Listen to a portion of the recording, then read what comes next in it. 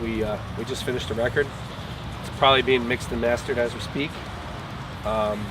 We just gave the title away in the last interview, so I guess it's cool to use.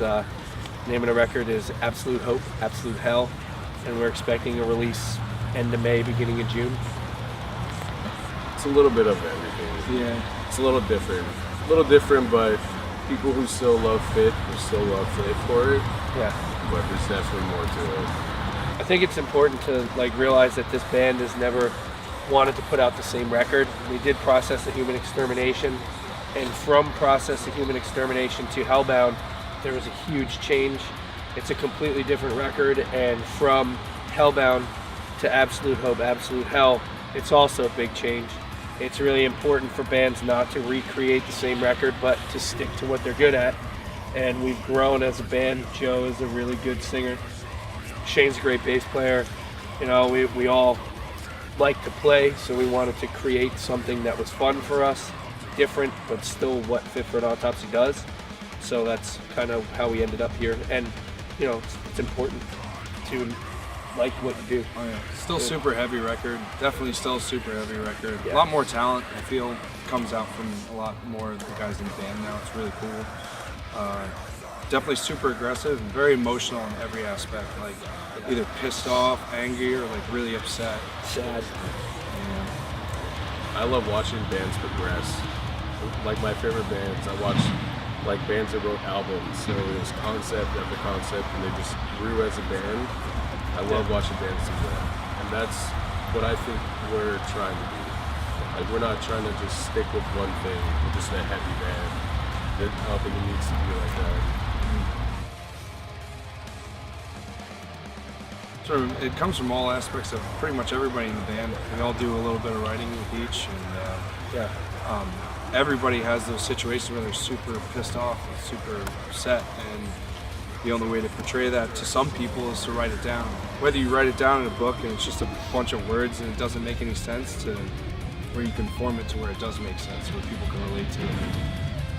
I think also conceptually, Fit for an Autopsy's been pretty strong on writing about humanity and the things that go on about and around us.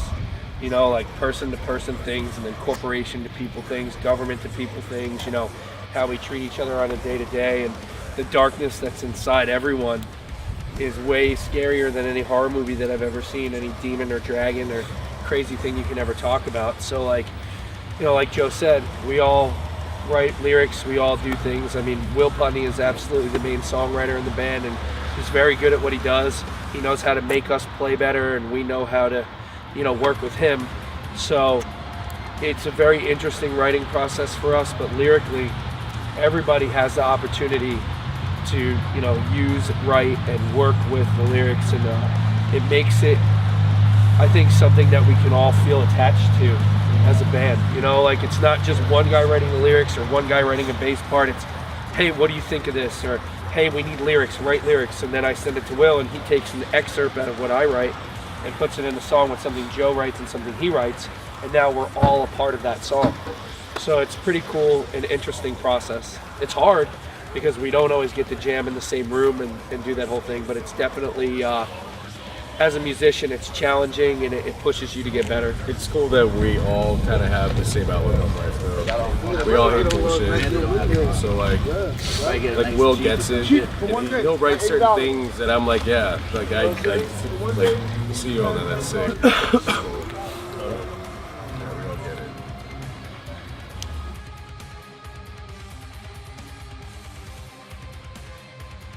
I think it's a good thing, just because like everybody likes to. I know there's good and bad things to it, but the good thing for me, I guess, people can express themselves and write things and brainstorm so much to like portray what they're trying to say to people without doing it in actions. I mean, the bad aspect on it is people are losing touch with what's real.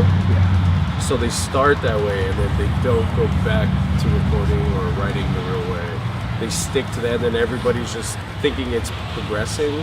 So everybody's going this way, everyone's getting more digital, everything's getting a little bit more crazy.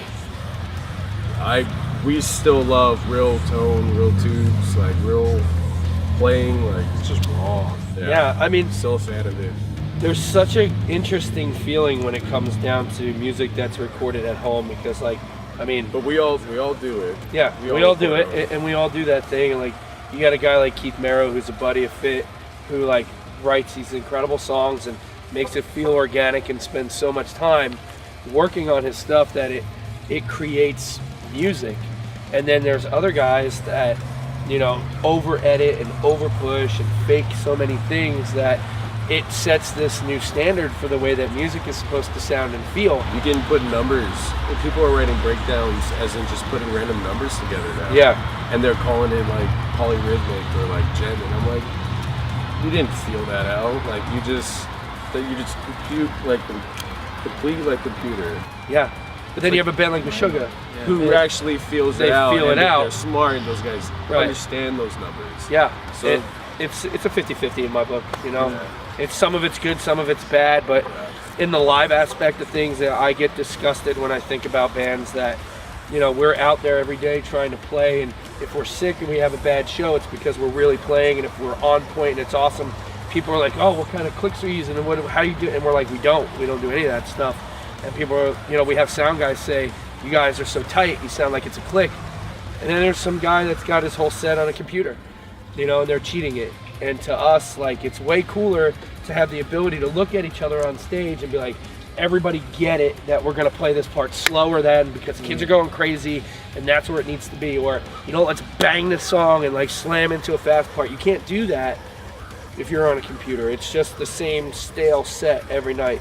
So like bands like AC/DC and like Black Sabbath, and like you watch them live, and even Pantera, like they'll continue doing stuff and make it real cool and throw their instruments in the crowd and then grab them back and then dump into another song. Like the live show is a show, man. It's a fucking show, and you're supposed to be like part of that and create that. And to me, that's what Fit for an Autopsy is live. We're not cheating anything. We're working our asses off to sound good. And when I have a bad night, it's not because the battery on my computer went dead. It's because I'm playing shitty and I need to sit down and go over that with myself.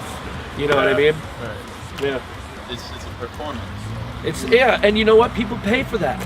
People come out and pay $20, $30 a ticket to watch a band play. They want a fucking performance, man.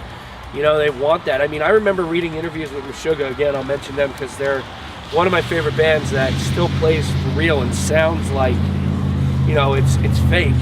But they said, when I think it was the Obson tour, he was like, yeah, we just started using a click because I got bored.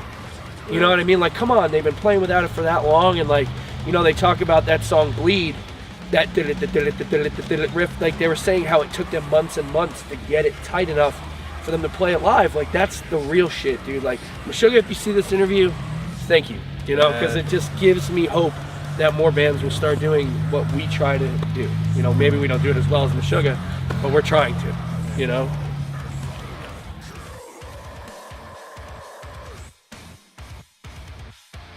I got it. Tim Howley. It's like a unicorn, man. It's a unicorn. I don't know. Unicorn. It's fucking It's a weird. unicorn, You man. can get fucked by a unicorn. You can, yeah. But we don't fuck things. I don't know. I guess like a kraken. Kraken's good. Krakens rip ships in half. Yeah. We're fucking aggressive. We like being heavy. And Yeah, I we like like that. making people feel uncomfortable when we play.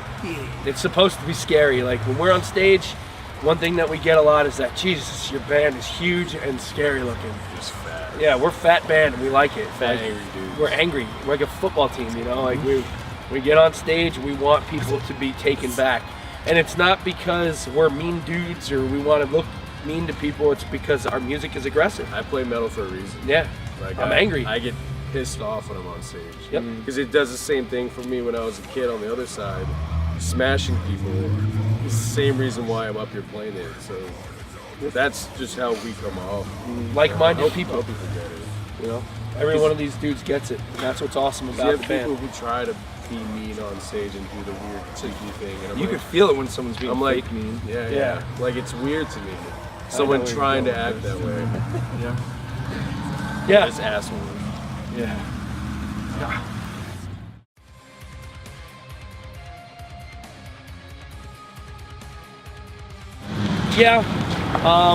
First of all, let me apologize to the people in Perth for us not making it out there. It's so expensive to travel around Australia. It's expensive to get there. If I showed you the money that we spent on plane tickets between Europe and Australia, you'd slap me in the mouth, you know? We're gonna come back. We love Australia. Holy shit. It's the best place on earth. You know? Yeah, unfortunately, Joe didn't get to go, but next time he'll be there. You know? And, dude, yeah, and again, Australia, Europe, everywhere, thank you so much for making those last few tours. We did awesome. And, you know, it's kind of cool to step out of America and get, you know, greeted in such a nice way. And Australia's rad, so we'll be back.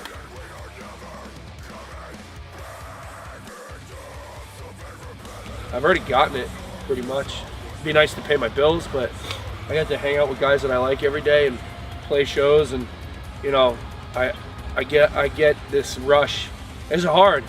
You know, we argue with each other and we have differences of opinions, and you have 5-6 creative people in a van trying to get along all day. That's difficult enough, but the 30 to 40 minutes I get to stand on stage with these fucking dudes and have their spit all over me and fucking beat the shit out of each other, it's the payoff, you know, for me. I used to work a really good job before I joined the band. I had a really good job. Me too. I was making really good money. You know, I finally got to a place in my life where I was able to like sustain myself and be an adult. And then this opportunity came around, and thought about it, and I was like, you know, for 10 years I've been trying to get to this point, and like to where I'm able to play cool shows like this and do cool tours like this. And I was like, you know, if I got that to that point, I could do it again if I want to. So if I put my head to it, I can. So I was like, fuck it. How about I just enjoy it, go out and do what I want to do, be broke on the road with these fucking assholes, and have a great time. I love them all. They're all fucking, we're having so much fun. This tour is so sick. Like, you know, to me, my happiness is worth more than a paycheck. So, yep. I just always wanted to do what people did for me when I was a kid, watching those bands live. I want to make someone feel what I felt when I was a kid. And it's cool to do that. It's crazy. I didn't tell you that too. I think it's important that people who see these interviews and, you know, come to the shows understand that while we are an angry looking bunch of dudes and we write, you know, music about the shittiest parts of life, like, this is what makes us happy. So everybody that comes to a show, come talk to us, come hang out, come shake my hand, fucking tell me you like my band. And if you don't like my band, tell me. Cool. You don't even need to tell me. Thank you for giving us a chance, you know, listening to our record, taking fucking 10 minutes out of your day and going on Facebook and being like, you know, I don't like this band, but that's cool because you gave us a chance, you know. And to me, just having people pay attention, good or bad, is the best part of all this. You know, people give me a lot of shit because, you know, I used to be an asshole. I'm still kind of an asshole, and I've done a lot of shitty things, but this is the most happy I've been in my life, you know. Other than my wife giving birth to my son, this is the best thing that's ever happened to me. So I want to thank everybody for coming out, Suicide Silence and Immure and Within the Ruins for being on this tour with us, and these dudes for putting up with the shit that comes along with being in a band, because if it wasn't for them and everybody coming to the shows, none of it would matter. And that's where I'm at. So thank you. This is our own, just so we decide. Run a warpath, we will never return.